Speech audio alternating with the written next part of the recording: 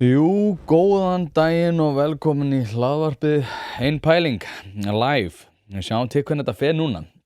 Ég er búinn að vera að stúsast í því, að reyna að koma hljóðin í lag og svona. Það var ekki alveg eins og ég vildi hafa það, en ég held að þetta sé alltaf sleppa fyrir horn. Það er alltaf svona, þegar maður er að taka upp live þætti og svona, þá er þetta einhvern veginn svona í skrefum. Maður er að reyna að redda einu og þegar maður er með hljóð og mynd, að þá er það eiginlega í langflestu tilfellum þannig að þegar maður er búinn að redda einu að þá fer eitthvað annað úrskeiðis og það er nákvæmlega þannig sem þetta er. En þetta kemur eins og segja, þetta kemur í hægfara skrefum. En í dag er 8.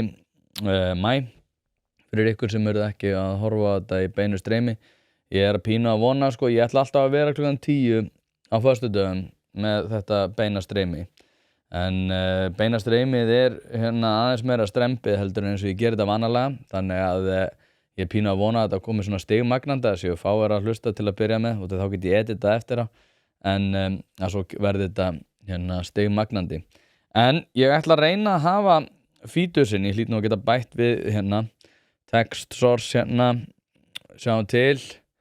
Hvernig þetta text til? Má ég sjá text. Síminn.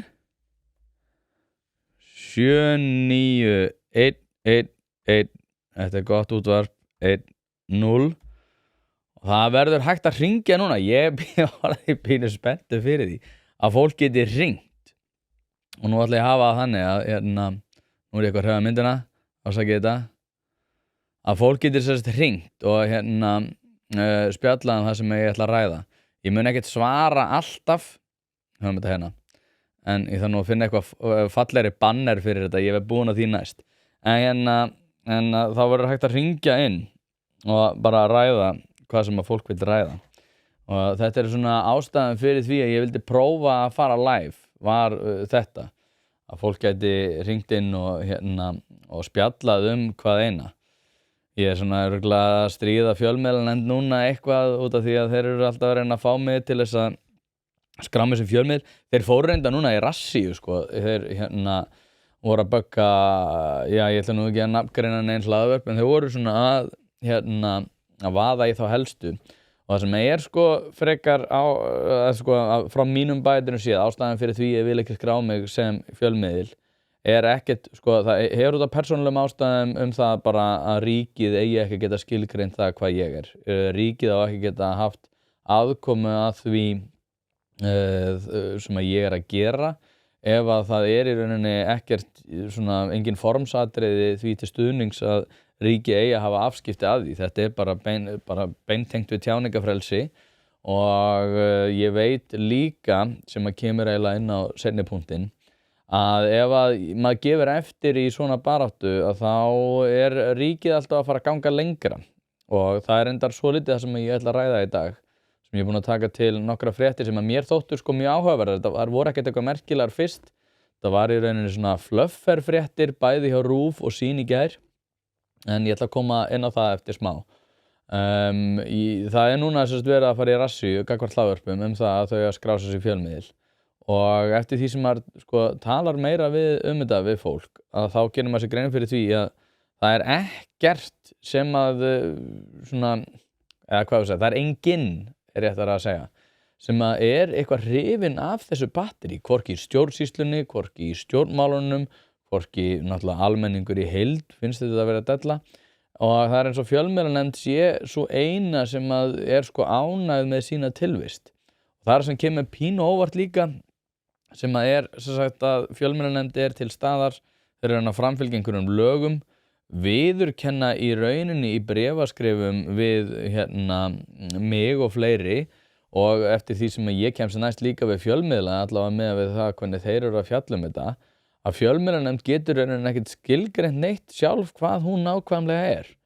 Þannig að við erum í rosalega svona skrýtnu ofbeldissambandi við kerfið í þessu og það verður áhugavert bara að sjá hvernig vindur fram í því en út af því að við erum að tala kerfið og fleira í þeim dúr og þá langaði mig að tala þessa frétt og þetta er eins og segja, þetta var svona flufferfrétt bæði reyndar á RÚV og Sýn, en það stendur sem sagt hérna að við erum bara að mótmæla og þetta eru sem sagt krakkar sem að eru og hafa byggt kastala.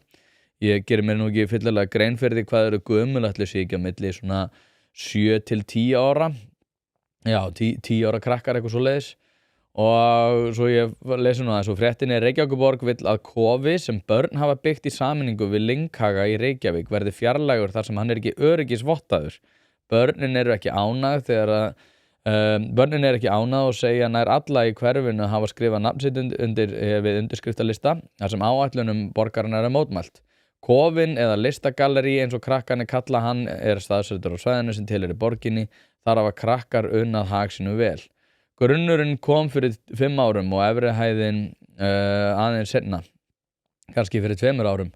Og sko, þau eru afar ósátt, foreldrar barnanna hafa verið í samskiptum við Reykjavíkurborg í kjölfarið, við höfum verið sambandi blað, þú veist, þau eru búin að tala af einhverjum bréfaskrifum við borgina, computer says no og sko það sem að mér þykir magnaðast við þetta er ekkert endilega kofinn sko, en það er hérna mjög skýrt dæmi það hvernig ríkið er að svona, já, hægt og rólega, ég ætla bara að segja kirkja okkur, kirkja sköpunargleði, kirkja frumkvæði, kirkja að fólk svona sjái hag sínum borgið í því að reyna að standa á eigin fótum með því að skapa eitthvað úr engu eins og þessi krakkar hafa gert.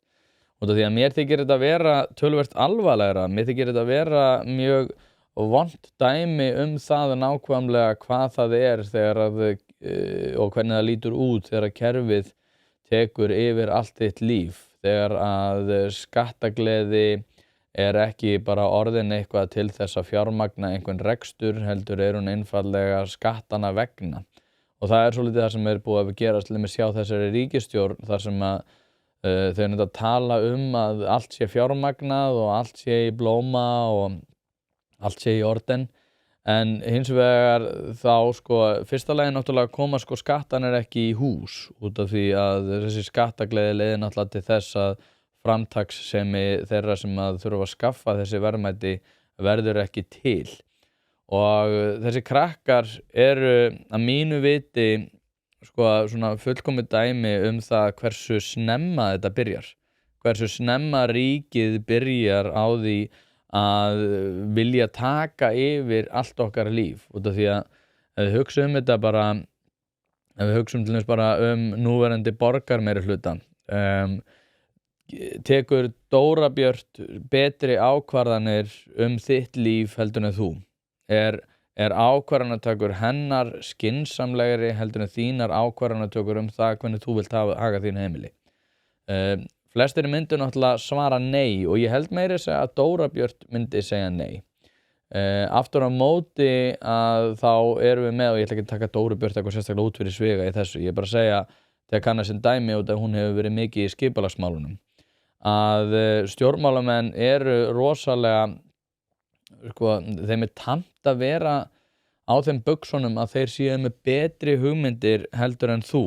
Og þeir eru með betri hugmyndir þitt líf, þínar eigur, þín börn, þín gæludýr, þín allt. Og þetta er eitthvað sem að er niðurdrepandi í orðsins fyllstu merkingu. Ég er ekki að segja að ég sé eitthvað leiður yfir þessu, þetta er bókstaflega niðurdrepandi þegar að ríkið ætlar að fara að taka yfir allar þínar ákvarðanatökur. Og sko hvert þetta leiðir, veit ég ekki, en ég veit hvaðan þetta kemur. Ég veit að þetta er út af því að fólki er tamt að velja svona aukið öryggi. Sérstaklega eftir COVID, við tókum eftir þessu, þú veist, við samvættum við kulnun til dæmis, þá kom upp svakalega umræður það að þú eigir ekki að mæta í vinnuna þegar þú ert eitthvað aðeins pínu slappur út af því að þá kemur það að daginn að þú getur smita aðra og það leiðir út frá sér og við erum einhvern veginn öll ótrúlega smitrætt ásæki. Og hérna það sem er svo skrítið í þessu er sko að og náttúrulega það er náttúrulega fjallað þetta í 1984 þegar George Orwell talar þessa öryggistilfinningu, en ég held bara að öryggið sé ekki þannig úr garði gert að vera til hagsbóta þegar það orðið svona langt umfram það sem að telst eðlilegt. Og það það sem búið að vera að gerast. Þetta og sjáðu bara hversu snemma þeir byrja. Að það kofi sem að börn búa til og það ekki út af einhverjum eignaspjöllum eða eitthvað annað. Við þurfum bara að passa upp á það að hann sé öryggisvottaður. Að það sé allt öryggisvottað í kringum börnin. Lífið ekki öryggisvottað. Það ekkert öryggisvottað þegar að lífið tekur við og við höfum ekkert að vera að ljúga því að börnum að lífið komi til með að veita tryggingu gagnvart hverskins áföllum. Svo náttúrulega bara ætlum við að niðurgreiða sálfræðiþjónustu til þess að takast á við þann vanda sem að augljóslega kemur þegar þessi krakkar þurfa svo loksins að takast á við erfiðar aðstæður. Þannig að mér finnst þetta bara vera ótrúlega sorgleg frétt. Ótrúlega sorglegt að við séum komin á þann stað að við treystum ekki börnum til þess að smíða eitthvað og nýta sína sköpunargleði og framtakskraft í það að hafa ofan að sjálfum sér. Við viljum náttúrulega bara helst að þau séu í símanum þar sem að þau eru náttúrulega andlega í lífshættu en þá allavega líkamlegt öryggi fyrir hendi. Þetta fórnarkostnaður sem að við höfum eftir að horfa tilbaka á og segja með sjálfum okkur hvað í ósköpunum vorum við að hugsa að kasta þessum börnum á glæ í skjánotkun og fleira og að meina þeim aðgengi að því að nýta sína krafta í það að byggja eitthvað eins og þennan flotta kofa. Þannig að ég vona að Reykjavíkurborg sjái af sér og bara skammist sín fyrir það að hafa ætlað að taka á þessu máli svona. Það ekkert flóknara en það. Eitt reyndar sem ég var búinn að ætla að gera í gær, þá ræddi ég kulnun í pælingu dagsins. Þar sem ég fjallaði það og sagði reyndar við Björgu Magnúsdóttur að það væru 40% forstöðumanna á sambýlum sem að væru í kulnun á einum tímapunkti.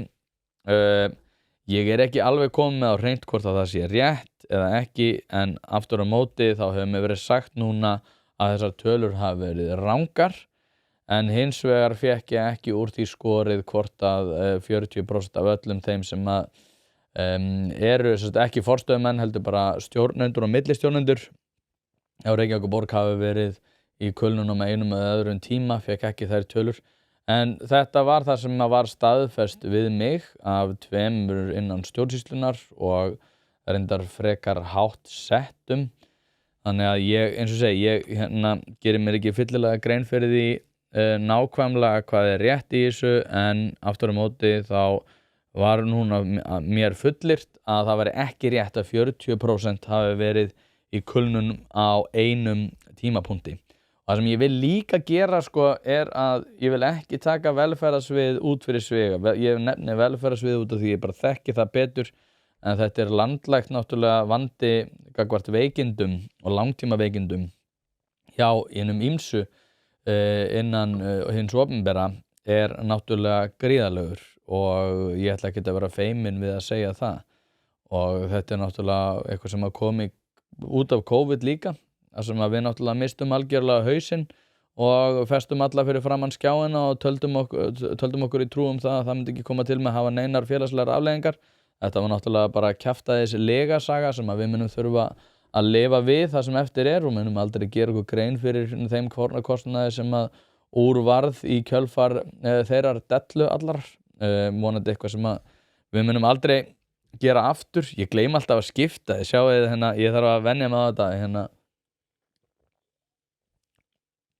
að skipta yfir. Nú veit ég ekkert hvort einhver sé að hlusta, en ef þið að hlusta þá, eins og segi, það má hringja inn hvenær sem ég viljið, mér alveg sama. Ég sé ekki, ég ekki með YouTube opið, en ég veit ekkert, kannski ég bara einn að tala við sjálfan mig og þá það bara fínt líka. En ég ætla ekki að fara aftur yfir kulnun eins og ég var að gera í gær. Ég ætla hins vegar að tala þetta í samhengi við annað mál sem útlendingamálin og öryggistilfinningu og fleira.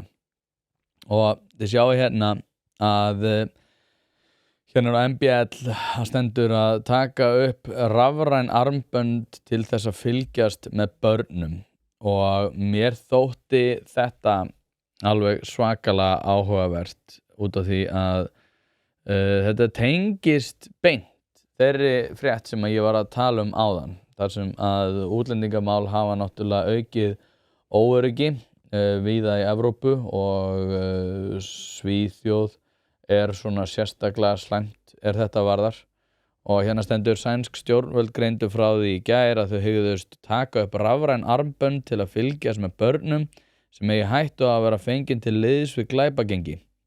Þetta nýjasta aðgerð ríkisstjórnarinnar sem miðar við því að sporna við ofbeldisverkum glæpagengi. Og þetta náttúrulega sett í samhengi við það að nú hefur náttúrulega verið greitt fyrir það að börn séu að beita bara rosalegu ofbeldi á ýmsa vegu og þetta ekki út af einhverjum eins og hérna Ingvar Smári nefndi á einu fundi, þetta ekki út af Emilíu Kattholti. Þetta eru einstaklingar sem eru annarar eða þriðju kynslóð innflytjendur og bara fullkomin þetta afrakstur þess að sænsk yfirvöld hafa klúðrað útlendingamálum eins og reyndar öll Evrópulönd hafa gert en Svíþjóð hafa kannski gengið hvað lengst í að klúðra sínum málum. Og þetta alveg bara hið ótrúlegasta mál út af því að núna eru börn að fara að vera með armbönd til þess að í rauninni komið rafrænt eftirlit með börnum. Það eins og ég sé á skilorði. Sænska félagsþjónustan getur úthlutað börnum og ungmennum 13 ára og eldri slíkum armböndum að sögn stjórnvalda sem áætla að fylgst verði með 50 til 100 börnum til að tryggja þau virði útgöngubann sem félagsþjónustan ákveður. 13 ára krakkar eru komnir í stofufangelsi að einhverju leyti í Svíþjóð út af þessum útlendingamálum. Þetta algjörlega sturla en þetta sko náttúrulega í fyrsta lagi þá langar maður að segja mér finnst eiginlega bara galið að það sé verið að taka á þessu svona mér finnst vera galið að börn séu sett í einhver svona skilorðsbindingar úrræði ef það orð en þetta afrakstur þess að klúðra útlendingamálunum hressilega og nú hefur náttúrulega lögreglan talað það að þessi veruleiki, sænski veruleiki sé komin hingað. Ég ætla ekki að fullyrða það, aftur á móti lögreglan að fullyrða það og svo okkur sagt af svona ýmsum lobbyistum að það sé allt í blóma og þetta sé ekkert mál. Að sjálfsögðu þetta ekkert mál. Þetta bara graf alvarleg staða sem að við ættum að læra af.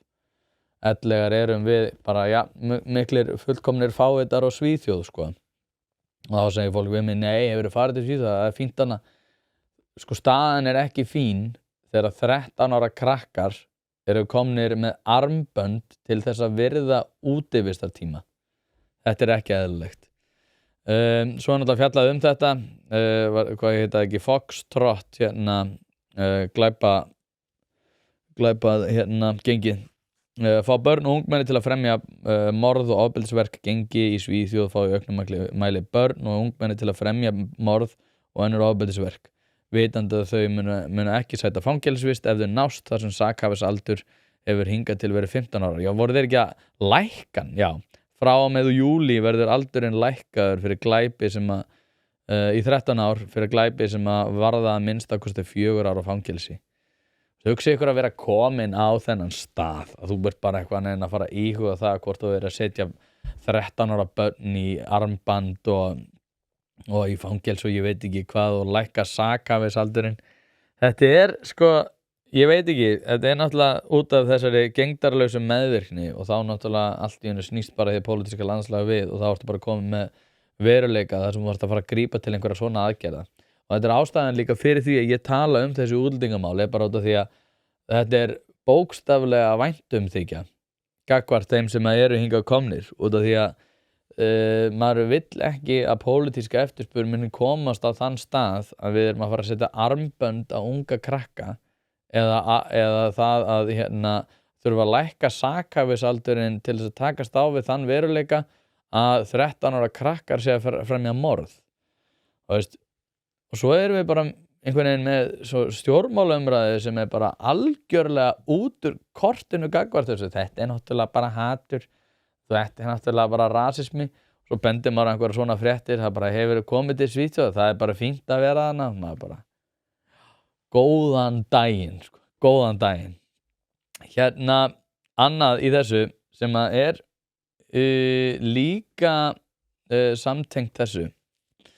Ég var með frétt, nemendum með stórfjölgar á milli ára og þetta reyndar ein afleiðing. Ég hafði ekki pælt í þessu fyrir en ég las þessa frétt að þetta svona hliðarafleiðing þess hversu ótrúlega vont það að gefa út einkunnir í bókstöfum að náttúrulega að einhverju leyti þetta svo að lélegir kennarar geti falið slóð sína en líka þá gerir þetta það að verkum að þeir fela slóð sína upp á við líka.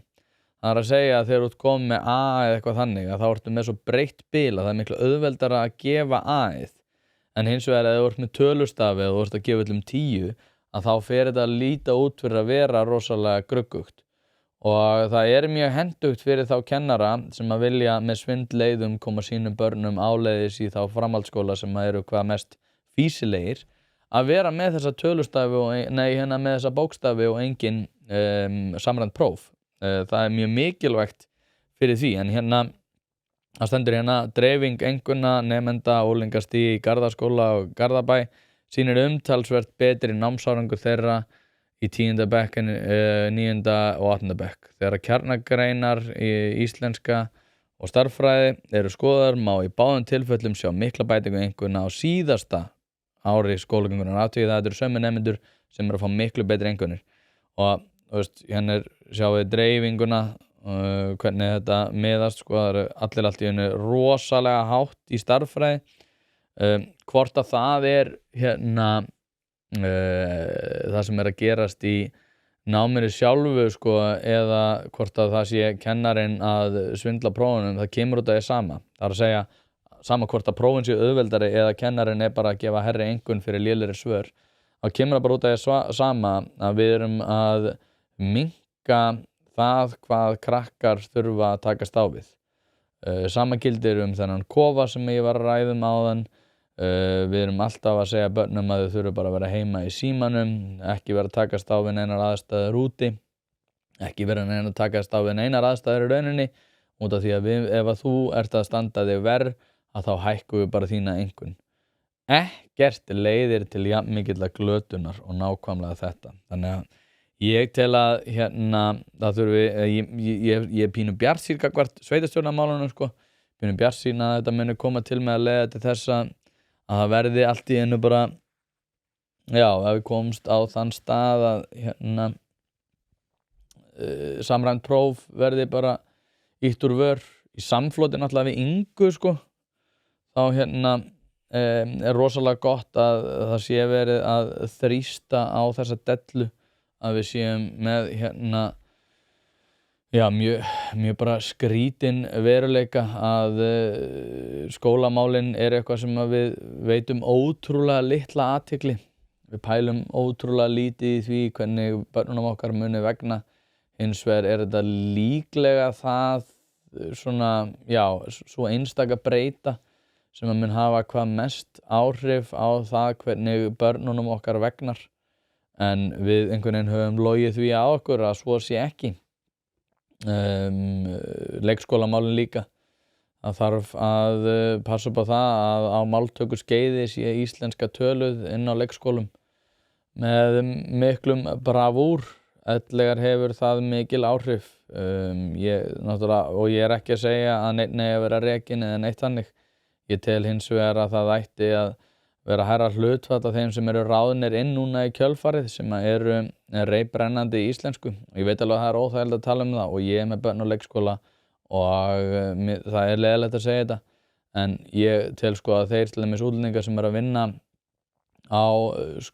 í þeim skóla sem að börnin mín eru bara algjörlega frábærir.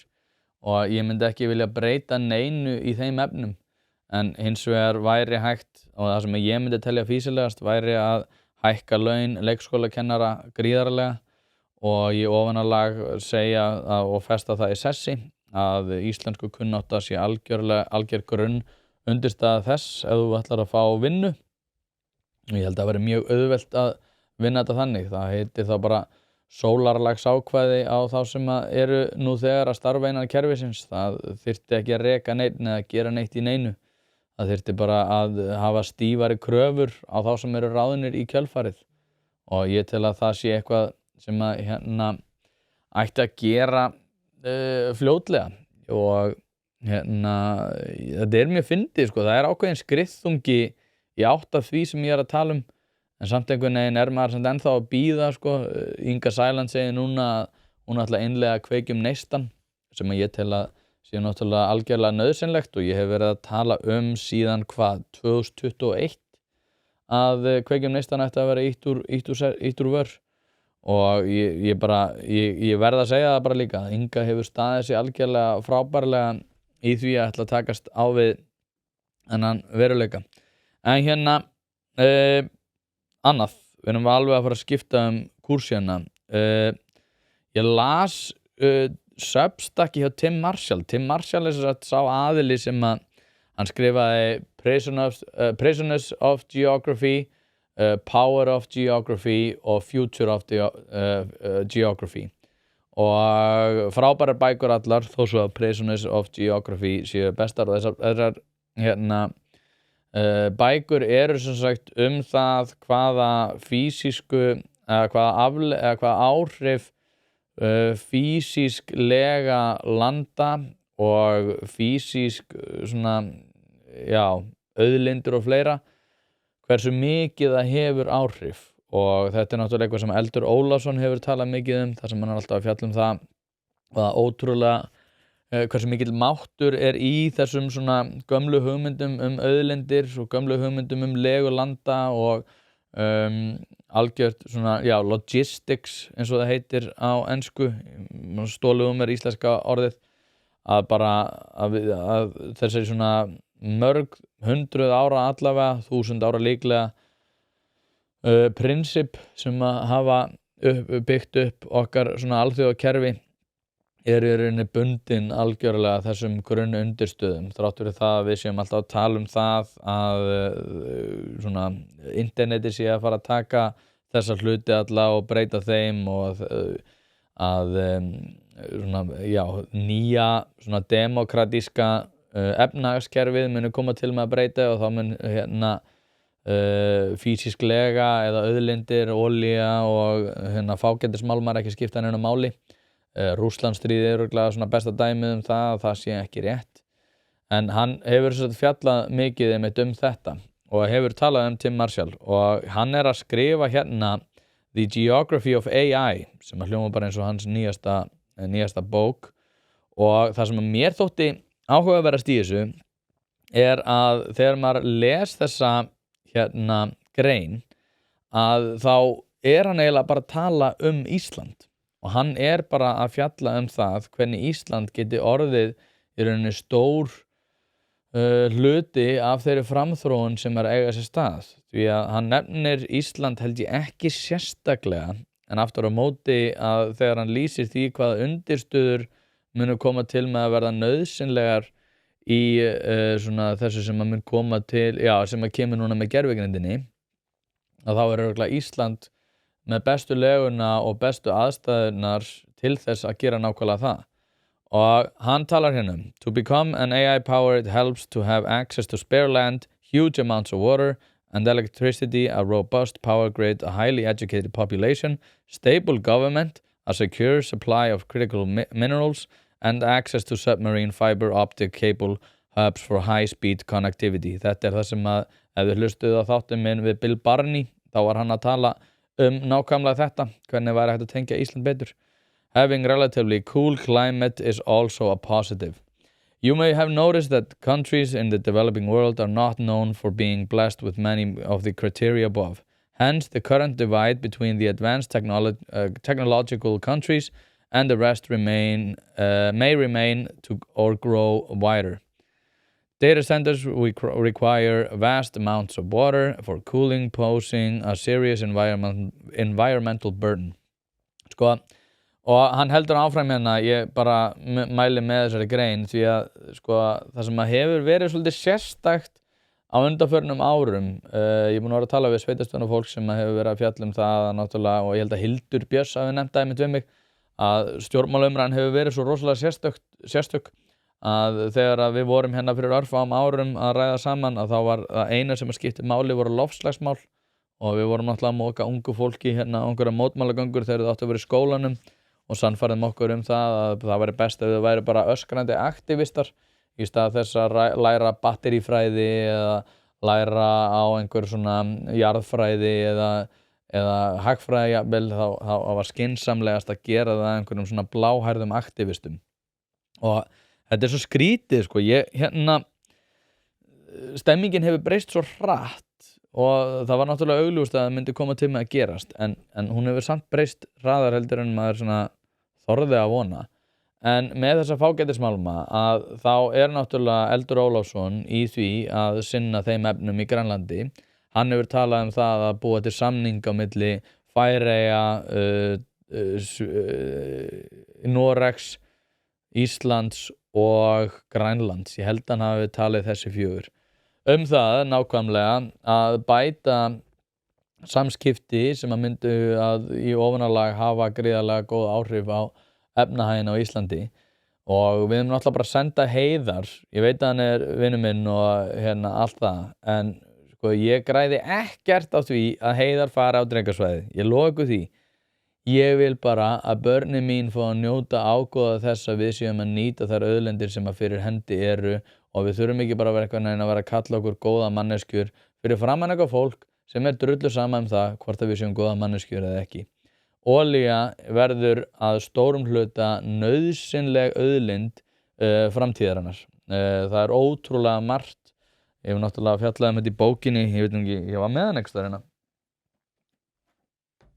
hérna. Václav Smil, ég ákvað að koma með hann og ég vissi að tala þetta. Þar sem hann fjallar í þessari bók sem sagt, hvernig olía verður útfösuð og hvað það þýðir og hversu langan tíma það tekur og á hvaða forsendum það mun koma til með að gerast. Því að á þeim forsendum sem við erum búin einhvern veginn að janka við á undanförnum árum, að þá var það að fara að byggjast alfarið á því að við séum bara að sætta okkur við það að lífskjör hér verði töluvert verri. Ef við myndum bara segja að olía verður ekki hluti af okkar bara lífi og okkar aðfangakeðjum, að þá munum við bara búa við verið lífskjör. Það að útfasa olíu, náttúrulega stjórnmálamenn forðast það að segja nákvæmlega hvað þeir meina þegar þeir segja þetta, en það þýðir einfaldlega að lífskjör verði verri ef að það í þeirri mynd sem að svona mesta ofstækið byggir á. Þannig að ég tel að við séum í gríðarlegu tækifæri, og eins og hann fjallar í þessari grein, að þá það sko ótrúlega mikilvægt að við séum að taka þátt í þessu kapplaupi. Og ég hef nú talað við Guðmund Hafsteinsson og ég hef talað við fleiri sem hafa verið að fjalla þessi gervigreindarmál, sko, og þeir segja allir, sko, að Ísland verður aldrei einhver svona fullkominn partner í þessu.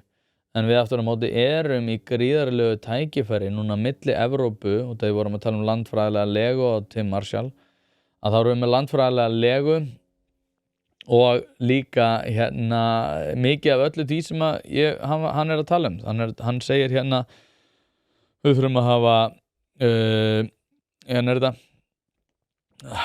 bara nóga landi, mikið vatn, rafmagn, gott dreifikerfi og menntaða þjóð, venjulega stable government, þannig að bara stöðuga stjórnsýslu, og að við séum með getum til þess að nálgast fágætismálma sem að við náttúrulega getum í gegnum Eld Ólafsson ef að við förum í það að byggja þessar stóðir sem að hann talaði Og svo náttúrulega líka sæstrengir sem eru nauðsynlegir og eins og hann segir relatively cool climate sem náttúrulega undirstöður þess að hægt sé að kæla þessa þessi gagnaver og að þau þurfi í rauninni ekki á einhverju utanaðkomandi aðstoð. Ég held að það sé gert í einhverju vökvaformi þar sem það er verið að kæla það með því, en við aftur á móti erum með kaldan kalt loft, sem að þýðir það að við erum töluvert betur stakk búin til þess að takast á við þar aðstæður. Ég ætla að fara að ljúka þessu. Þetta er ágætt. Ég fer að vera á hverjum föstudegi. Eins og segi, það má ringja. Þetta er svo vandræðilegt, sko, það eru enginn að hlusta núna live.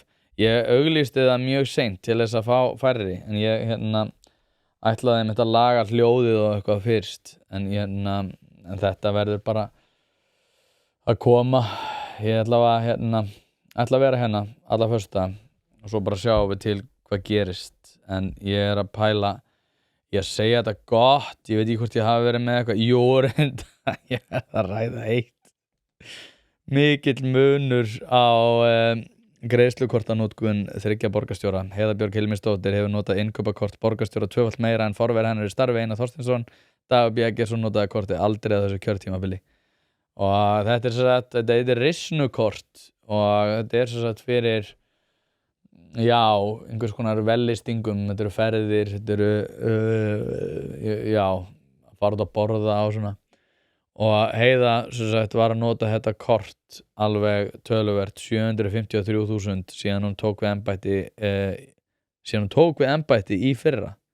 Já, þetta er bara á rétt rúmu ári á 750 kall farin í það að fá sér.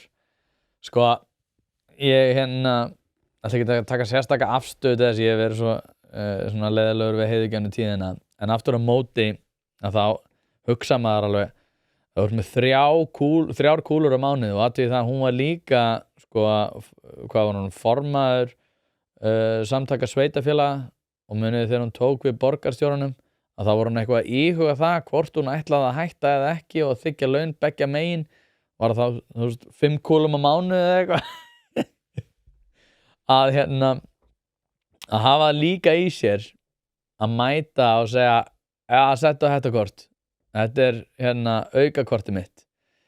Með, 3 kúlur á mánuði, það er eitthvað svona, það er næstum því ótrúlegt, sko. Og það stendur Heiða, þetta er meðal þess sem kemur fram í svöru Reykjavíkurborgar við fyrirspurn fréttastofu í færslu yfirliti má sjá að Einar notaði einungis kortið til að greiða leigubíla á hótel erlendis. Af hverju eru borgarstjórar samt með þetta? Hvað er í gangi hérna?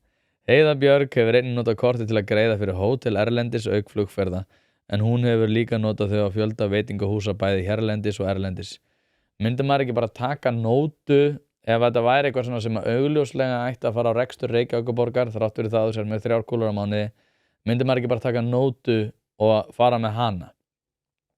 Þetta er eitthvað skrítið, sko. En ég ætla ekki að hafa þetta lengra í dag. Aftur næsta föstudag. Partors.is /gamepæling eða líka við þetta efni. Takk aðeinslega fyrir að hlusta og þangað til næst.